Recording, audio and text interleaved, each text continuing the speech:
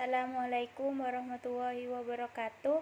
Perkenalkan, nama saya Diana, NIM 212105010030. Prodi Perbankan Syariah, kelas PS3, kelompok 10. Saya akan mempresentasikan pemasaran dalam bisnis. Nah, sebelum kita lanjut ke pembahasan yang ketiga, kita harus mengetahui terlebih dahulu tentang konsep dasar pemasaran dalam bisnis.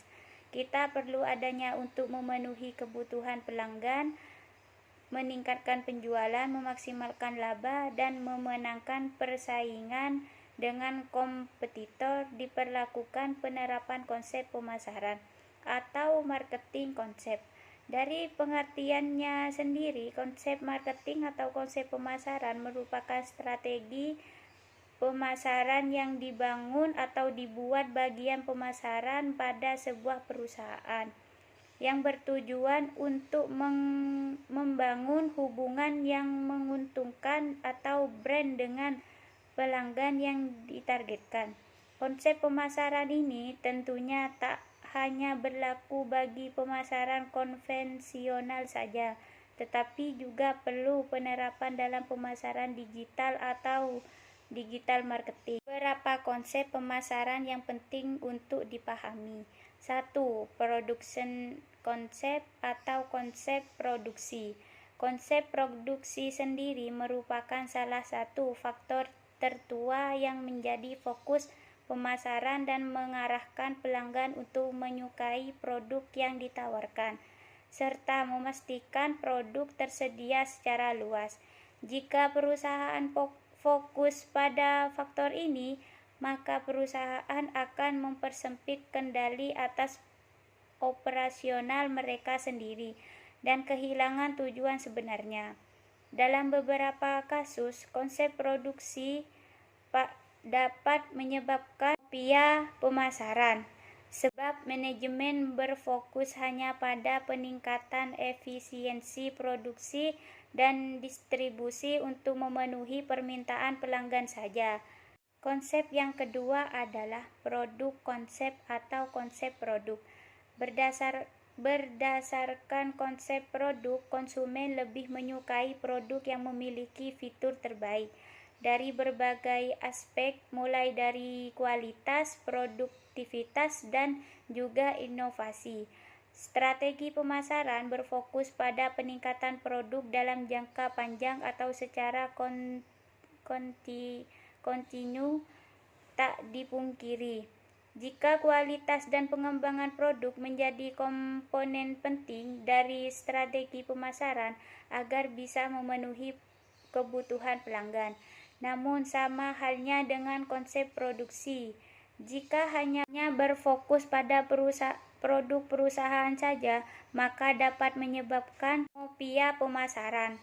Konsep yang ketiga adalah selling konsep atau konsep penjualan, yaitu yang didasarkan oleh ide pelanggan tidak akan pembeli produk perusahaan dalam jumlah banyak tanpa upaya periklanan dan penjualan berskala besar dalam konsep ini. Manajemen lebih mementingkan membuat kesepakatan perdagangan dibandingkan dengan membangun hubungan jangka panjang yang menguntungkan dalam pelanggan. Tujuan dari konsep penjualan ini lebih kepada aktivitas penjual apapun yang dibuat perusahaan daripada mengikuti permintaan pasar.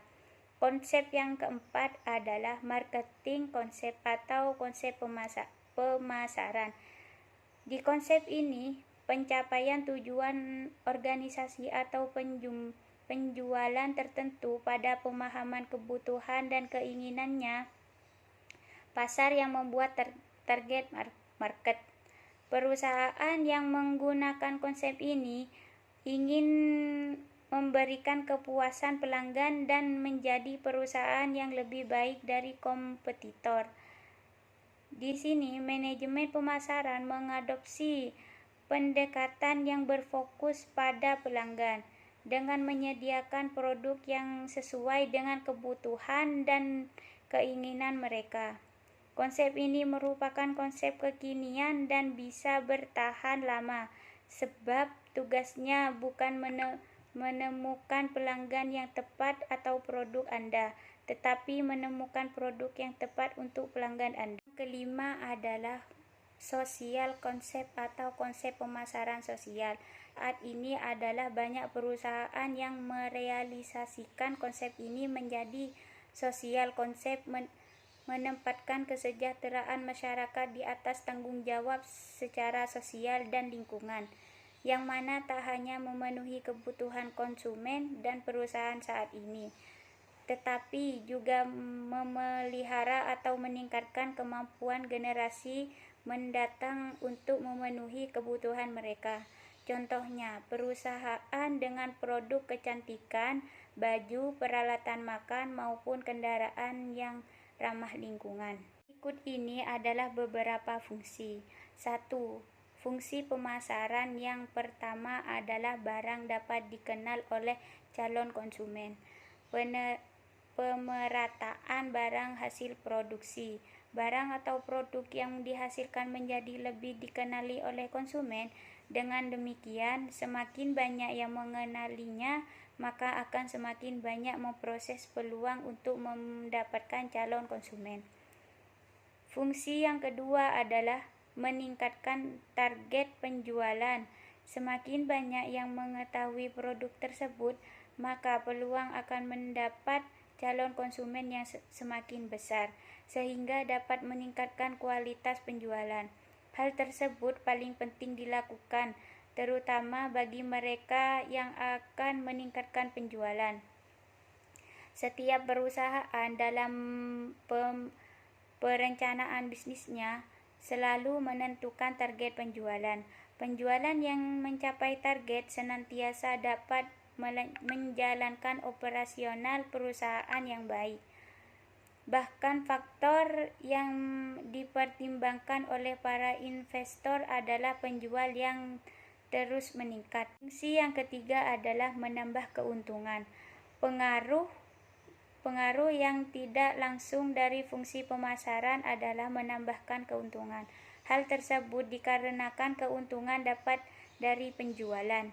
Dengan demikian, semakin bertambahnya penjualan, maka semakin mudah untuk memperoleh keuntungan. Penjualan yang terus meningkat merupakan salah satu ciri dari perusahaan yang sehat.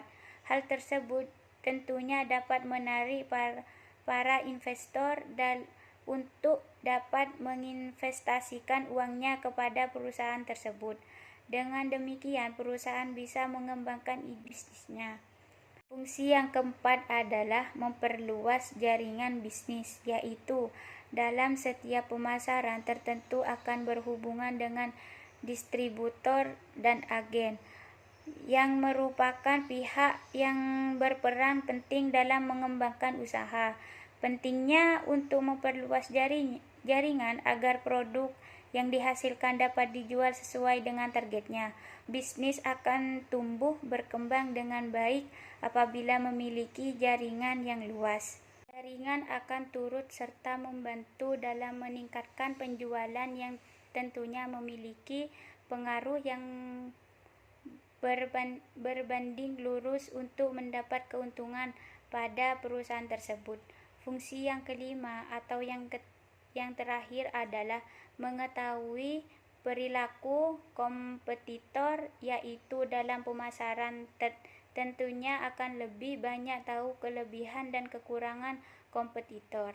Hal ini merupakan bagian dari faktor penunjang yang harus dipertimbangkan. Kenapa barang menjadi tidak laku, atau pertanyaan lainnya terkait dengan pemasaran, berinteraksi langsung dengan pasar, di mana konsumen sebagai pengguna produk banyak terdapat di sana, dapat mengetahui tingkah laku konsumen untuk memutuskan menggunakan produk tertentu.